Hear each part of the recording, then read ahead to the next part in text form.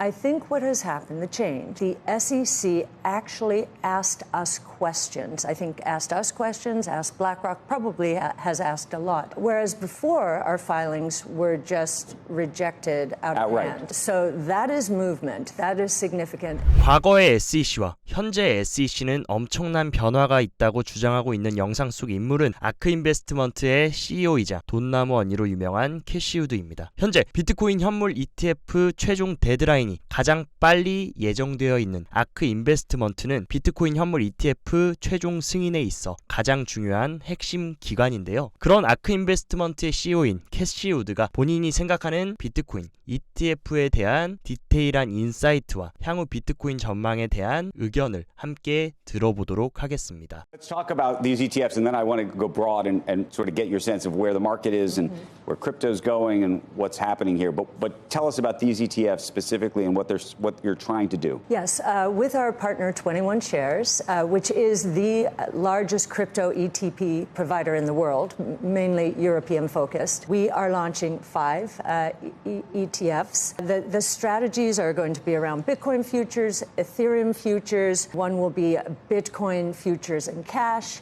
One will be Bitcoin futures and Ethereum futures. And then the last one will be broader Bitcoin and companies exposed to digital assets, equities. How much of this is a dress rehearsal in your mind for a moment in which the SEC says, okay, cat's out of the bag, you can actually issue an ETF that's directly invested in Bitcoin? Well, it certainly is a dress rehearsal. We think there's a place. I think these strategies will be more probably institutionally focused, and I think the spot coin Bitcoin ETF will be perhaps more retail focused. Is that something you want to do eventually? A spot Bitcoin? Yeah. What's interesting about it is if you look at the pecking order, our filing is next in line. No, I know you're on the list. So the question, $1,000, do you think that the move that we've seen in Bitcoin over the last, 2 months now, how much of that is a function of sort of a pent-up demand or an anticipation that the SEC, because folks like BlackRock and Fidelity and you and others have made these applications, have the sense that it's more likely to happen now than it was a year or two ago? And is that misguided? Is that realistic? What is that? I think what has happened, the change, the SEC actually asked us questions. I think asked us questions, asked BlackRock, probably has asked a lot.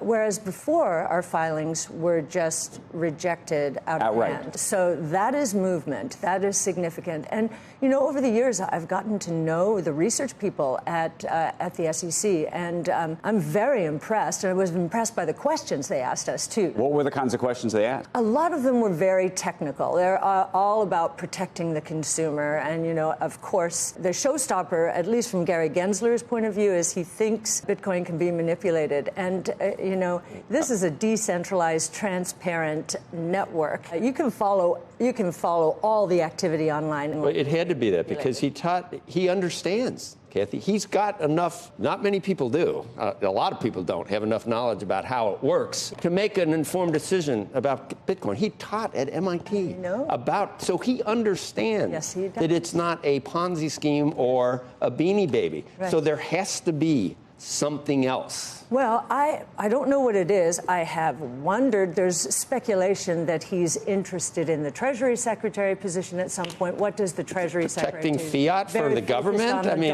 Very focused on. I don't understand it myself because he definitely. So there's something else. But how much do you account for the move in Bitcoin as speculation on an ETF being approved? And is it a buy the rumor, sell the news kind of situation, or is it just a straight shot if, in fact, that were to come to be? I am sure there is some anticipation, and there could even be a sell on the news. But the fundamentals, we put out a Bitcoin monthly piece every month, and you can see the health of the network using our on-chain metrics. The health of the network is almost as good as it gets, and it seems like this is a bull market. Sure, we'll have puts and takes. Nothing goes straight up. But I think this flight to quality, Larry Fink used that expression. We call it flight to safety. You look at what happened during the regional bank crisis. Bitcoin went from 19,000 to nearly 30,000 as the KRE, the regional bank stock index, was imploding. If you look at the bank stock index today, it is back down close to where it was in March. So when Larry might say flight to quality, which is good, it's true, we would say flight to safety because there's no counterparty risk in Bitcoin. In terms of the ETF that is launching, that invests in equities related to Bitcoin, what do you think will be the better performer over, let's say, 5 years? An ETF that invests in the equity related to Bitcoin or Bitcoin itself? We believe Bitcoin will be the better performer longer term. But this is a diversified exposure through equities. There are companies, we're trying to find the company that is going to produce the digital wallet. That will be a very important position. Is it Coinbase? Is it Square with Cash App? Is it Robinhood? In Latin America, is it Mercado Libre or Nubank? Is there, between this ETF that invests in the equity with the holdings in some of your other ETFs like ARK Invest? Probably the biggest overlap would be ARKF, the fintech portfolio. You just mentioned a number of companies, all of whom have had stocks that have been challenged, including Robinhood. How do you think about those companies right now? Well, we do think that each of them has a very good opportunity in the digital wallet space. Basically, if you think about WeChat Pay, that kind of digital wallet where all financial services take place, there's peer-to-peer interaction, there's commerce over it. We believe that the rails in the United States have been good enough, but WeChat Pay showed the way, and I think we have. But is that a one-player winner? Meaning, and by the way, Elon Musk would like to be that winner with X if he could be. Absolutely, and I think he's got big plans. Absolutely, he started in the fintech space, and of course sold out to PayPal. I mean, Katie, on Coinbase, I used to go down and I had like 4 pages of coins and eventually it got to the point where people said there's Bitcoin and everything else. Do you think is there an application for blockchain that involves something that Bitcoin does not lead the world with? Is there something else that you'd put in here? Sure. The reason we have focused as much on Ether, Ethereum as we have is we think, that is the smart contract network. That is the decentralized finance network. So Bitcoin and Ether. Anything beyond that? Well, there are infrastructure players. Solana is doing a really good job. I mean, if you look at Ether was faster and cheaper than Bitcoin in the day. That's how we got Ether.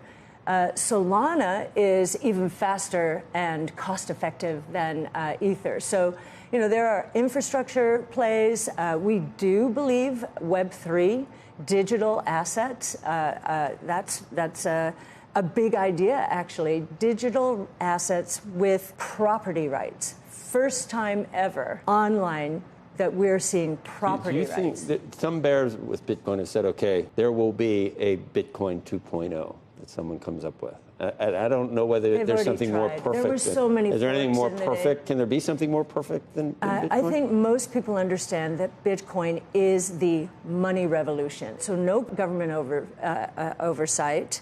Digital, very important, rules-based monetary system in history. And Art Laffer, my professor, mentor, and friend, when we did our first paper on and took our first position in Bitcoin in 2015. When he understood what this was, he said, I've been waiting for this since they closed the gold window in 1971.